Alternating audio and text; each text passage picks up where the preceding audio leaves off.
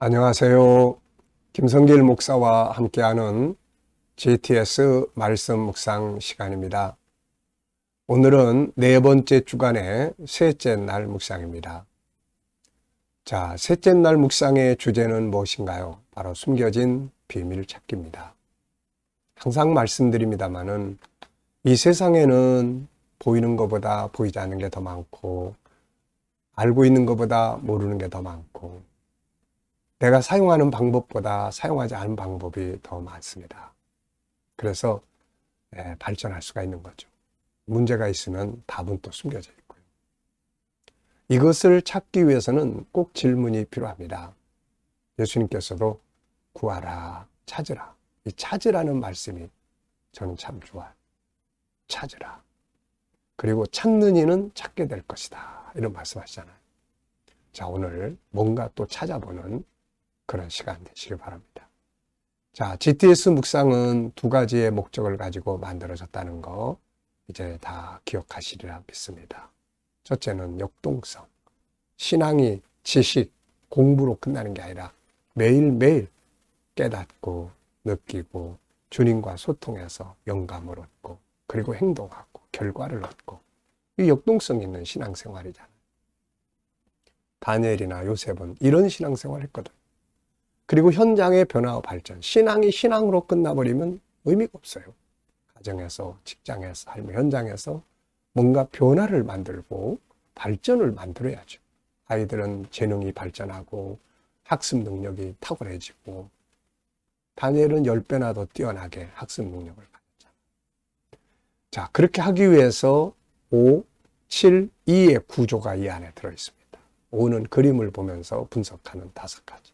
7은 매일매일의 삶의 주제, 그리고 7가지를 가지고 컨설팅, 상담 이런 거 할 수 있고, 2는 질문 만들기, 그리고 주님과 의논해서 영감. 막 살아 움직이는 거잖아요. 자, 오늘도 5-7 플러스 2 잘 활용하시고 익숙해지시기 바랍니다.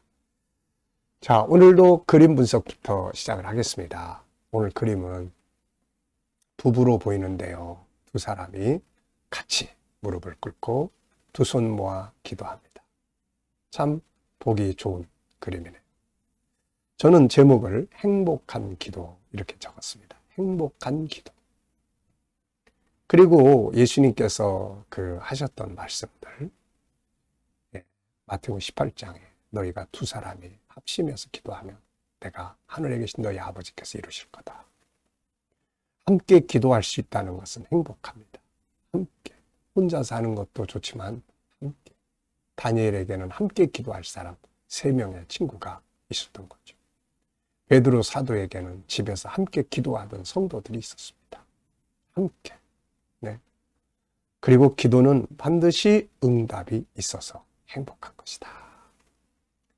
기도하는 사람은 망하지 않습니다. 기도하는 사람은 망할 수가 없어요.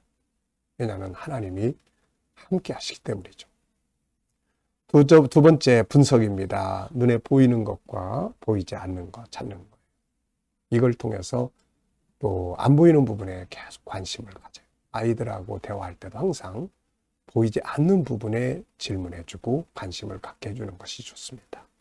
자, 여기서는 우선 눈에 보이는 것은 두 사람, 부부라고 생각하고요. 기도선, 그리고 뒤에 하얀색, 회색, 배경 색깔이 있고. 자, 안 보이는 부분에는 어떤 게 있을까요? 우선 누구일까? 이들은 누구일까? 무엇을 위해서 기도할까?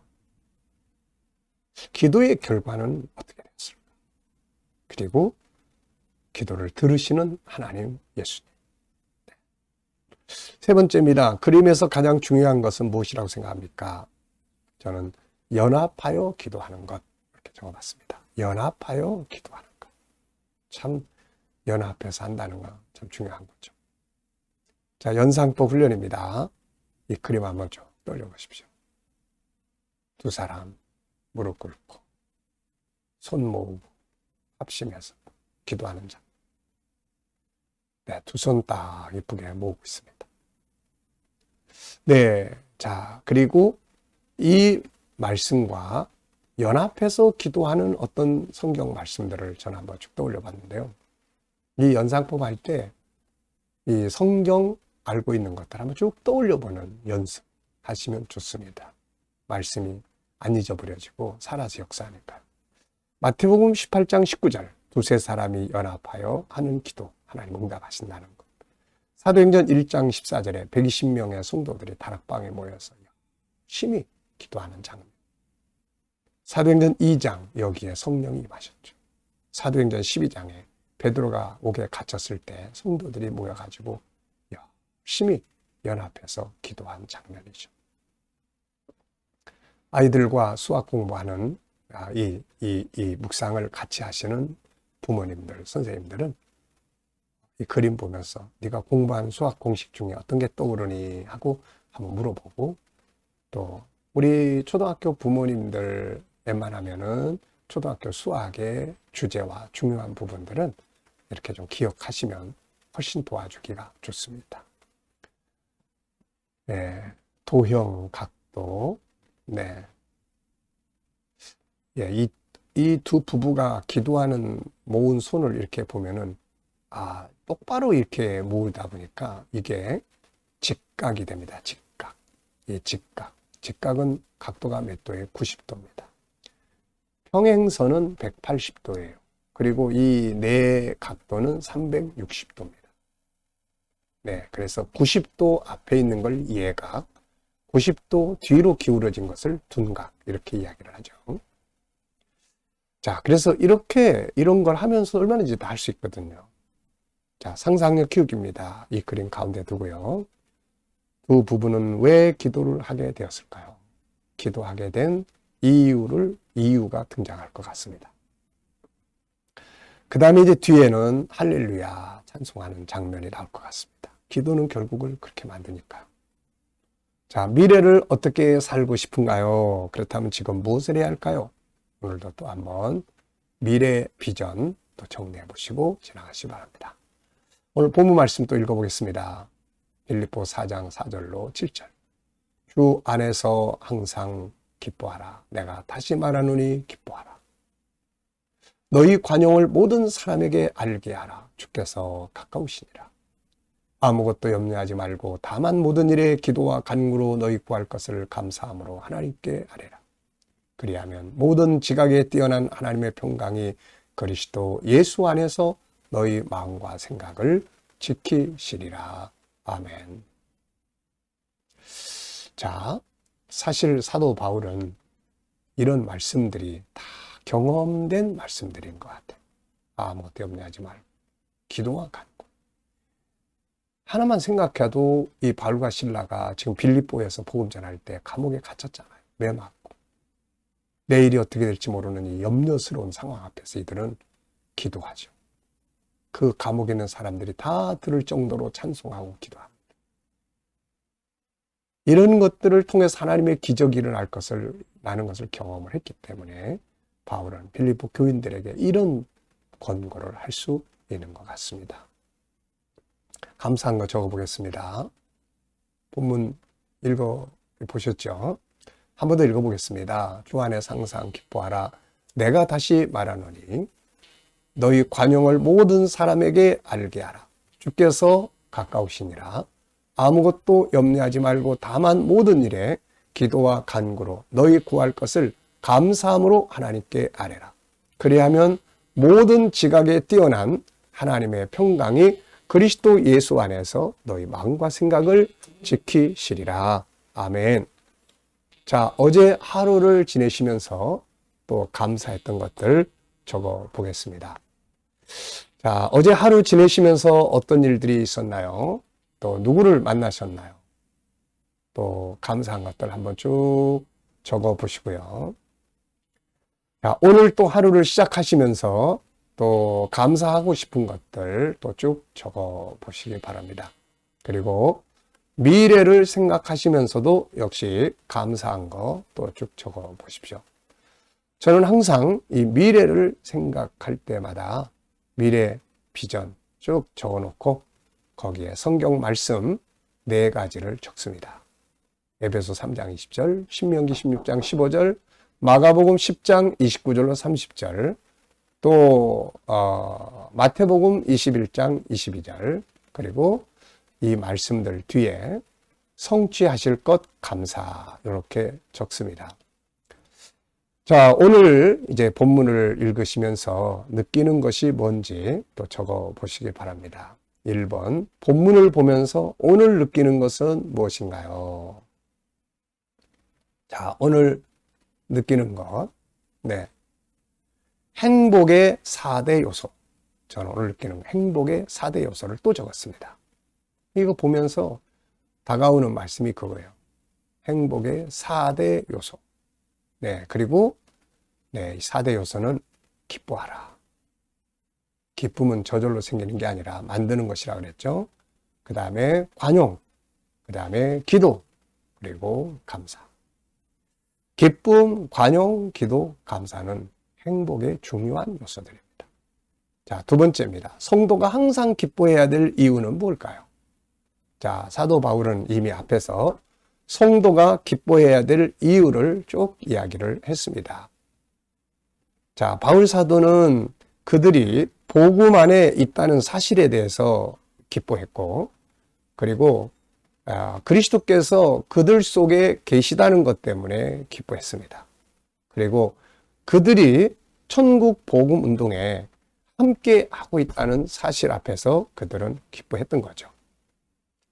자, 이 빌립보 교인들은 사실 기쁨의 본질을 가지고 있었습니다. 그냥 눈앞에 나타나는 그런 부분들이 아니라, 이들은 기뻐할 수 있는 본질을 가지고 있었던 거예요. 그것이 바로 사명이고, 또 복음을 위해서 함께 교제하고 헌신하고 했던 이제 그런 부분들이죠.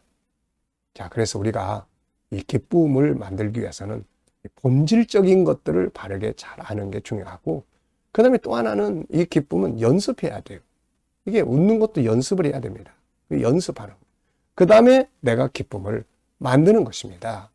그래서 이런 것들을 통해서 내 감정도 슬픔에서 기쁨으로 바뀌고, 그러잖아요. 내가 안 좋은 정보들만 계속 들여다보면은 슬프고 절망적이고 감정이 안 좋은데, 좋은 정보들, 좋은 이야기 듣고 보고 그러면 마음이 흐뭇해지고 기쁘고 그렇게 되는 거예요. 자, 세 번째는 염려와 걱정이 주는 결과는 무엇이며, 기도와 간구가 주는 결과는 무엇인가요? 자, 염려와 걱정이 주는 결과는 무엇이며, 기도와 간구가 주는 결과는 무엇인가요? 자, 염려와 걱정이 가져다 주는 것은 바로 절망과 질병과 실패입니다. 계속 염려하고 고민하다 보면은, 계속 염려하고 고민하다 보면은 결국은 절망감을 가져오게 되고, 또 몸도 마음도 육체도 자꾸 병듭니다.